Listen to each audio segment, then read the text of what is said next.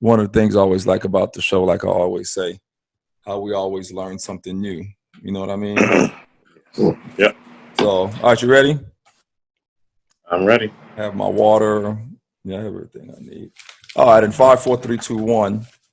Hey, what's up, guys? We are back. We had a little break for Labor Day. And by coincidence, today's show was the history of Labor Day. I always say on our podcast that one of the things I like about it is that I get to learn new things. And I've never, ever, ever knew what Labor Day was all about and how it started and all that good stuff. So I'm going to learn something new today while you guys listen and learn something new, whether you're on your drive or working out or, you know, just hanging around the house doing some cleaning and you listen to us, whatever it is, you're going to find out today the history of Labor Day. Before we get started, definitely want to thank Smith for checking in with us on Zoom.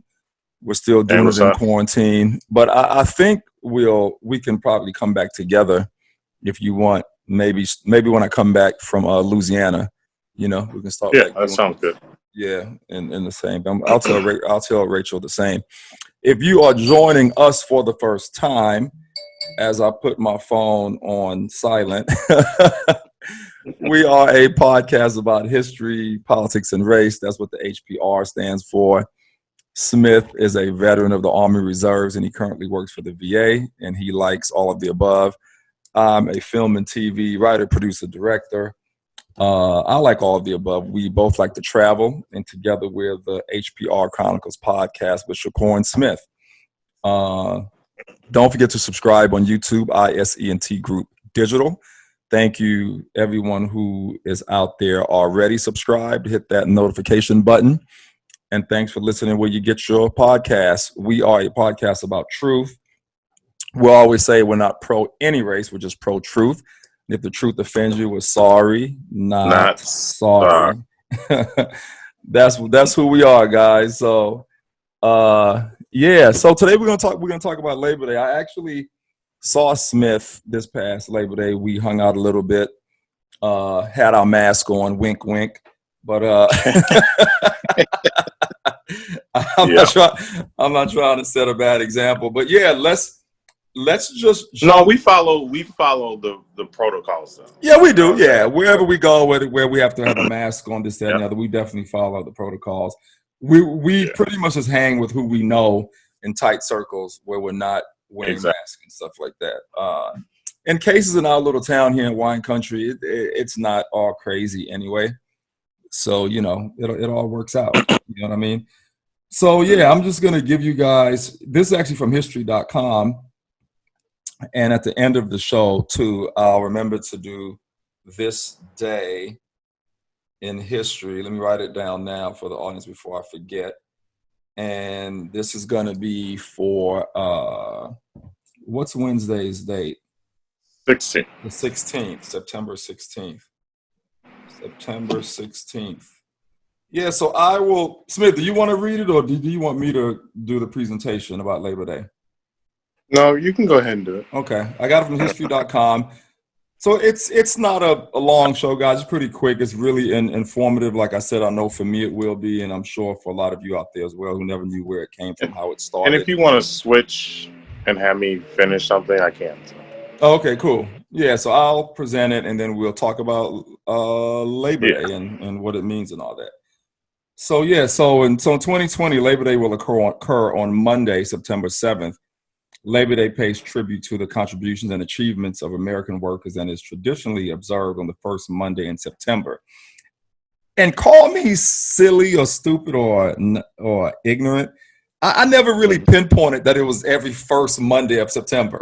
I just thought it was always September 3rd for some reason, which is weird. And I remember last week thinking, wait a minute, isn't it always on the 3rd? Why is it on the second? That's so funny. Just so you know that there are certain holidays that do fall on a particular day. You know, like Thanksgiving's always whatever Thursday. Or the last Thursday of the month. That I always knew. Yeah. But Labor Day is always that. It's the first Monday of the month. First Monday, yep. Right. So again, audience, you guys could laugh at me, put comments in the description below. But I never even realized it was just the first Monday of every September. Yep. Anyway, let me keep going.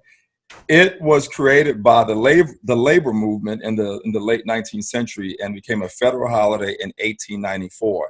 Again, something I never knew. Labor Day weekend also symbolizes the end of summer for many Americans and is celebrated with parties, street parades, and athletic events. Yeah, because summer ends like 2 or 3 weeks after Labor Day, which is interesting. Yeah. You know? And I would have to add that in the Midwest, in Chicago, Wisconsin, where I've been, most of the time schools, classes start after Labor Day. Yeah, after Labor Day. But if it's, the way this fell on the 7th, I think some schools start a little bit before, especially online. But right. Yeah. But yeah, right. It's usually the after Labor Day is when school starts. Got you. Interesting. So Labor Day, an annual celebration of workers and their achievements, originated during one of American labor history's most dismal chapters. Something else I didn't know. In the late 1800s, at the height of the Industrial Revolution in the United States, the average American worked 12-hour days and 7-day weeks in order to eke out a basic living. Despite restrictions in some states, children as young as 5 or 6 toiled in mills, factories, and mines across the country, earning a fraction of their adult counterparts' wages. I also didn't know that. Children 5 and 6 back then were working. Wow. Yeah, I didn't know that young, but I knew kids were working. Yeah.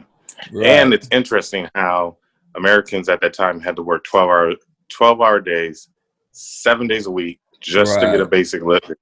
And 12 instead of 8. Now it's 40, so many hours. So it's 40 hours, but people are still trying to make a basic living. You know what I'm saying? Working less hours, right. Working less hours. And they're getting more pay, I'm sure, than more pay. Back then, compared to back then. But anyway, right. Go ahead. Of course. Interesting. People of all ages, particularly the very poor and recent immigrants, often face extremely unsafe working conditions with insufficient access to fresh air, sanitary facilities, and breaks. As manufacturing increasingly supplanted agriculture as the wellspring of American employment, labor unions, which had first appeared in the late 18th century, grew more prominent and vocal. They began organizing strikes and rallies to protest poor conditions and compel employers to renegotiate hours and pay. Many of these events turned violent during this period, including the infamous Haymaker Riot of 1886, which I knew nothing about, in which several Chicago... Sorry. No, that's new Carl's Jr. A1 double cheeseburger. I don't know where I can find it. It sounds like Smith wants a cheeseburger, guys. Yes, It's all good. Sorry. It's all good. You ready? Okay, I'll start from the top on that one. Sorry about that, guys, viewers and listeners on the streaming podcast. This is what happens when you're live. Yeah, we're all live. So even though it's recorded, we're still alive. Many of these events turned violent during this period, including the infamous Haymaker Riot of 1886, which I was saying I knew nothing about that, in which several Chicago policemen and workers were killed. Others gave rise to long-standing traditions. On September 5th, 1882, 10,000 workers took unpaid time off to march from City Hall to Union Square in New York in 1882. Wow, holding the first Labor Day parade in U.S. history. Never knew any of that. Again, that's why I love this podcast. Because again, like I was telling Smith, guys, before the show, that had I seen this on YouTube, I would listen to it. You know what I mean? If we didn't present it, The idea of a working men's holiday celebrated on the first Monday in September caught on in other industrial centers across the country, and many states passed legislation recognizing it. Congress would not legalize a holiday until 12 years later, when a watershed moment in American history, in American labor history, brought workers' rights squarely into the public's view. On May 11, 1894, employees of the Pullman Palace Car Company in Chicago went on strike to protest wage cuts and the firing of union representatives. On June 26, the American Railroad Union, led by Eugene V. Debs, called for a boycott of all Pullman railway cars, crippling railroad traffic nationwide. To break the Pullman strike, the federal government dispatched troops to Chicago unleashing a wave of riots that resulted in the deaths of more than a dozen workers. Interesting. So who created Labor Day? In the wake of this massive unrest. Can I say that? Go ahead, yeah.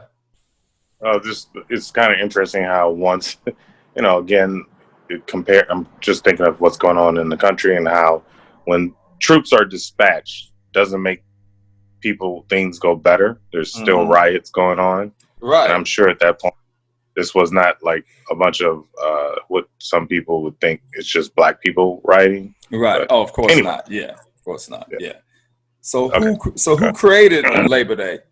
In the wake of this massive unrest and in an attempt to repair ties with the American workers, Congress passed an act making Labor Day a legal holiday in the District of Columbia and the territories.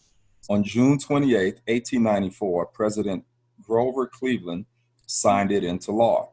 More than a century later, the true founder of Labor Day has yet to be identified. Many credit Peter J. McGuire, co-founder of the American Federation of Labor, while others have suggested that Matthew McGuire, a secretary of the Central Labor Union, first proposed the holiday. Holidays that fall on Mondays, yeah. So yeah, that was pretty much it, guys. Again, just wanted to give you guys the history of it. And one of the things that kind of stood out to me, Smith, just in presenting this to our listeners, is that I think it's interesting how from the start, companies and CEOs always wanted to be gritty and not take care of the employees. Even back then, you know what I mean? I mean, they were treating people so unfair that they had to march and riot and create this stuff just to be treated fairly. So those corporations and CEOs and the owners of these, they were always not trying to treat people fairly.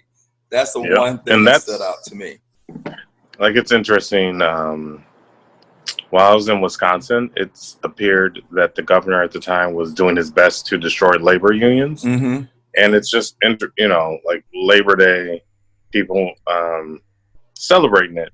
Yeah. But not understanding how rough things were and the reason behind it. And like they said, it got caught on in different countries. And actually Canada celebrates Labor Day the exact same time we do, the first Monday in September. So it's kind of interesting that we share that commonality with our allies up north. Right. Just that, and how important that event, how it evolved from just us and how it affected other countries. So very cool. Yeah, man. It's again, now I can kind of celebrate Labor Day with a different sense of knowledge, knowing what it's all about and where it came from. Because again, I had no idea. I just said, "Oh, Labor Day," and just celebrated it like everyone else did.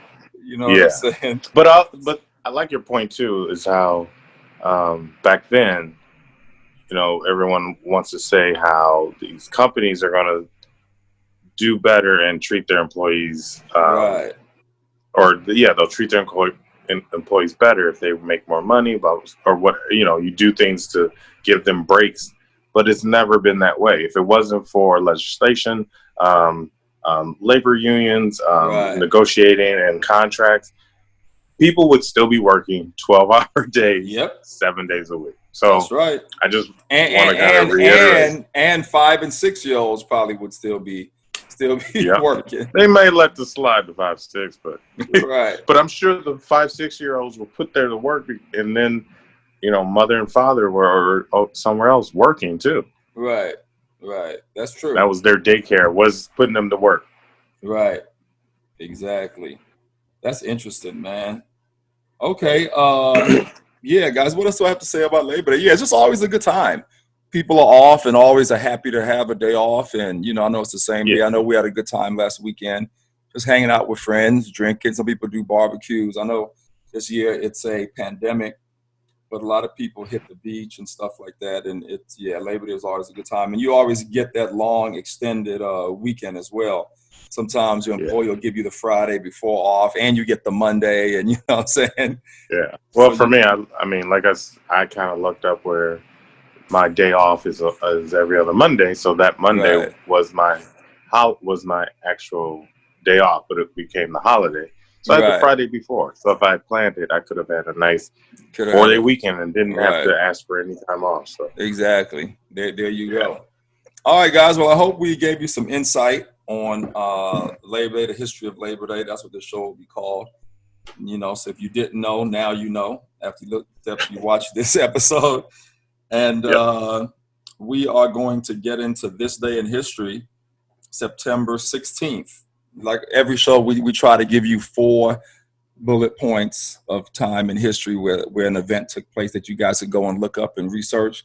And if you want us to talk about any of these events, hit us up in the description. Send us an email at rptalktruth@gmail.com, and we will research that historical topic and present the show. So I have 4 today. The first one is in 1782, September 16th.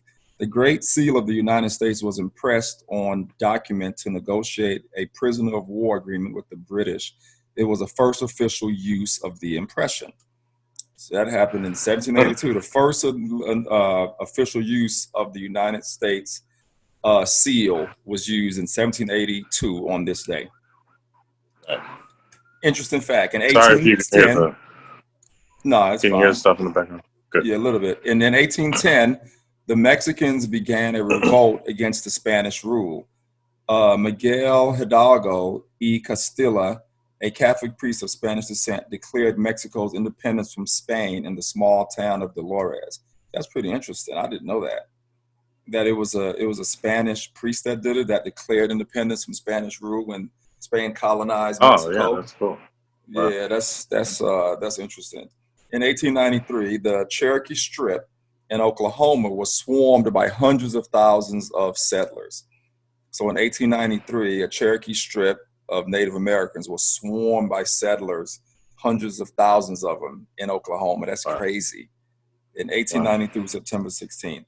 Last one, guys, in 1908, General Motors was founded by William Crapo, Billy Durant. The company was formed by merging the Buick and Olds car companies. That happened in 1908. So there you have it. That's this day in history, September 16th. Again, if you want us to, explore any of those historical events and do research on it, present it, we will. Just let us know. And anything else you want to say, Smith, before we sign off? So if you are watching, you get to see Imani in his nice little gear. He's got a nice little hat. Oh. And he's got the hoodie with is based. This is the show. Yeah. Exactly. There it is. Yeah, guys. Yeah, check out my show on Vice TV. Dark Masters, the #1 show right now on Vice. That's every Wednesday, 10:30 p.m. Eastern. Check it out. I always have a few people over, and we watch it on Wednesdays and just have a couple of drinks and have some fun. It's a quick 30-minute show. Appreciate the support. Again, don't forget to subscribe on YouTube, ISNT Group Digital. And thank you for listening where you get your podcast. Don't forget to follow us on social media. Everything will be in the description. And